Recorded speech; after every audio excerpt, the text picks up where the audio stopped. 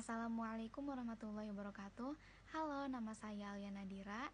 Di video ini saya akan menjelaskan tentang metabolisme asam amino, mulai dari pengertiannya, proses pencernaan dan penyerapannya, sirkulasi, utilisasi, dan juga protein turnover.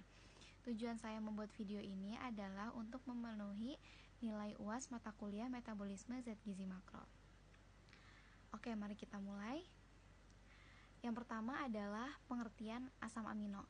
Singkatnya, asam amino adalah bentuk paling sederhana dari protein. Kemudian, untuk proses penyerapannya, protein dipecah menjadi bentuk peptida yang lebih kecil dengan enzim proteolitik yang menargetkan asam amino tertentu. Ketika enzim tripsin sudah aktif, tripsin akan berikatan dengan protein menjadi peptida dan menghasilkan asam amino. Adapun pepsin akan memecah protein dengan menargetkan asam amino leusin dan fenilalanin. Penyerapan asam amino dari usus ke mukosa dilakukan melalui transfer aktif dengan menggunakan pengangkut yang spesifik untuk setiap asam amino yang berbeda. Contohnya protein transport yang mempunyai kemampuan mengikat dan memindahkan molekul atau ion spesifik melalui aliran darah, yaitu hemoglobin. Hemoglobin dalam sel darah merah berfungsi sebagai alat pengangkut oksigen dalam darah, dan mioglobin sebagai alat pengangkut oksigen dalam jaringan otot. Pada waktu yang sama, dipeptida dan tripeptida diserap ke mukosa usus, kemudian dihidrolisis oleh peptida hidrolase yang terdapat di brush border dan sitosol mukosa sel. Oh ya teman-teman, brush border itu semacam sikat gigi gitu. Pengangkatan khusus yang membawa peptida ke dalam mukosa sel berbeda dengan yang membawa asam amino. Ada seperempat protein dari makanan yang diserap sebagai dipeptida dan tripeptida. Maksud saya tripeptida. Kemudian sirkulasi. Transportasi merupakan suatu proses yang terjadi dalam tubuh manusia di mana darah mengedarkan zat-zat yang diperlukan oleh tubuh. Transportasi pada manusia alat utamanya adalah darah. Darah beredar dalam tubuh dibantu oleh jantung dan pembuluh darah. Transportasi asam amino interorganis adalah proses yang sangat aktif dan teratur yang menyediakan asam amino ke semua jaringan tubuh, baik untuk sintesis protein dan untuk memungkinkan asam amino digunakan untuk fungsi metabolik tertentu.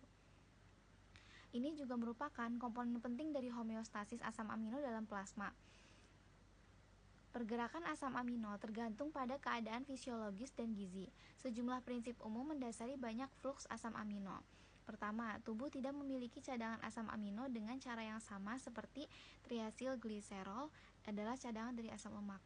Jadi teman-teman, maksudnya adalah asam amino ini gak bisa dijadiin cadangan kayak asam lemak gitu. Dia pasti kalau berlebih bakal langsung dibentuk lagi menjadi protein. Kemudian untuk katabolisme asam amino harus terjadi dengan cara yang tidak meningkatkan amonia darah. Banyak katabolisme asam amino terjadi di hati yang mengandung siklus urea dan di dalam usus yang segera dapat memberikan produk nitrogennya ke hati melalui vena portal hepatik. Metabolisme asam amino pada jaringan ekstrasplanchnik seringkali melibatkan sarana pengangkutan nitrogen ke hati dengan cara yang tidak meningkatkan konsentrasi amonia darah. Karena kebanyakan asam amino bersifat glukogenik, akan ada fluks asam amino yang cukup besar ke organ glukoneogenik atau hati dan ginjal bila ada kebutuhan untuk gluconeogenesis. Otot rangka adalah organ utama untuk katabolisme asam amino rantai bercabang. Singkatnya, transport asam amino interorganis merupakan proses metabolisme utama di mana asam amino didistribusikan ke jaringan yang berbeda sehingga dapat mencapai fungsi fisiologisnya. Beberapa fluks berskala besar melibatkan sejumlah asam amino yang berbeda, seperti pada pengambilan banyak asam amino oleh jaringan setelah makan dan asam amino campuran. Untuk gluconeogenesis selama kelaparan, ada juga fluks yang melibatkan penggunaan asam amino individual yang sangat spesifik. Seperti pada serapan glutamin ginjal untuk keseimbangan asam basa dan pengambilan otak triptopan untuk sintesis neurotransmitter. Metabolisme asam amino interorganisme tentu saja akan memainkan peran utama dalam homeostasis asam amino. Hasil akhir dari pencernaan protein terutama berupa asam amino yang akan segera diabsorpsi dalam waktu 15 menit setelah makan. Absorpsi terutama terjadi dalam usus halus berupa 4 sistem absorpsi aktif yang membutuhkan energi, yaitu masing-masing untuk asam amino netral, asam amino asam dan asam amino basa, serta untuk protein dan hidroksiprolin. Absorpsi ini menggunakan mekanisme transport natrium seperti halnya pada absorpsi glukosa. Asam amino yang diabsorpsi memasuki sirkulasi darah melalui vena porta dan dibawa ke hati. Sebagian asam amino digunakan oleh hati dan sebagian lagi melalui sirkulasi darah dibawa ke sel-sel jaringan. Kadang-kadang protein yang belum dicerna dapat memasuki mukosa usus halus dan muncul dalam darah. Hal ini sering terjadi pada protein susu dan protein telur yang dapat menimbulkan gejala alergi. Sebagian besar asam amino telah diabsorpsi pada saat asam amino sampai di ujung usus halus. Hanya 1% protein yang dimakan ditemukan dalam feses.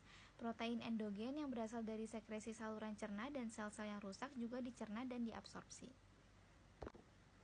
Apa itu protein turnover? Protein turnover adalah kecepatan tubuh untuk mensintesis protein yang cukup untuk mengganti protein yang dipecah atau disebut pergantian protein di dalam tubuh. Sekitar 75% asam amino digunakan untuk sintesis protein. Asam amino dapat diperoleh dari protein yang berasal dari makanan atau dari hasil degradasi protein di dalam tubuh atau katabolisme. Degradasi ini merupakan proses kontinu karena protein di dalam tubuh secara terus-menerus diganti. Contoh pergantian protein di dalam tubuh yang paling cepat terjadi sekitar 7-10 menit yaitu pada enzim, dan yang paling lama terjadi pada kolagen yaitu selama 1000 hari.